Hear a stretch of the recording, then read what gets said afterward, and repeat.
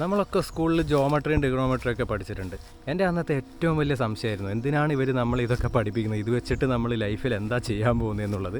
പക്ഷേ പിന്നീടാണ് മനസ്സിലായത്, അവരന്ന് നമ്മളെ പഠിപ്പിച്ചത് നമ്മുടെ ലൈഫ് കുറച്ചുകൂടെ സിമ്പിളാക്കാനുള്ള ടൂൾസ് ആയിരുന്നു എന്നുള്ളത്. നമ്മളിന്ന് ട്രിഗണോമെട്രിയുടെ സിമ്പിളായിട്ടുള്ള ഒരു ആപ്ലിക്കേഷനാണ് പഠിക്കാൻ പോകുന്നത്.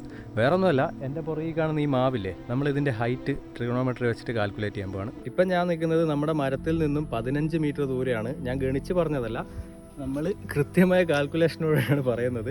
ഇപ്പോൾ ഞാൻ നിൽക്കുന്ന സ്ഥലവും മരവുമായിട്ട് എനിക്കൊരു ട്രയാങ്കിൾ ഉണ്ടാക്കാൻ പറ്റുന്നതാണ്. ABC എന്ന ഈ ട്രയാങ്കിളിൽ AB നമുക്ക് ഓൾറെഡി അറിയാം, അതായത് ഞാനും മരവും തമ്മിലുള്ള ദൂരം, അതായത് 15 മീറ്റർ. നമുക്കിനി ഇതിൽ കണ്ടുപിടിക്കാനുള്ളത് BC ആണ്, അതായത് മരത്തിൻ്റെ ഉയരം.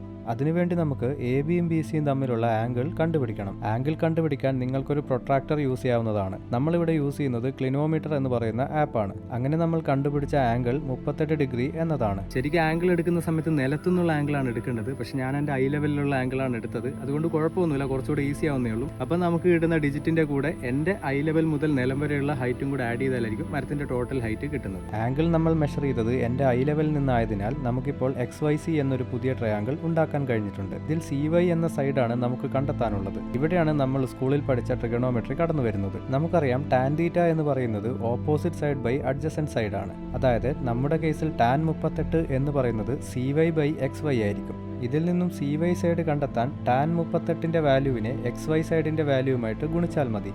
അതായത് ടാൻ 38 ഗുണിക്കണം നമ്മുടെ നേരത്തെ 15 മീറ്റർ. ഇത് ചെയ്താൽ നമുക്ക് കിട്ടുന്ന വാല്യൂ ആണ് 11.71.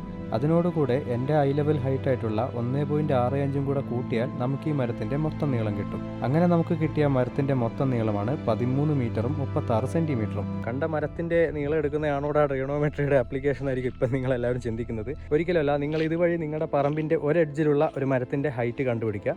എന്നിട്ട് നിങ്ങൾ മറ്റേ എഡ്ജിൽ പോയി നിന്നിട്ട് അതിൻ്റെ ആംഗിൾ കണ്ടുപിടിക്കുക.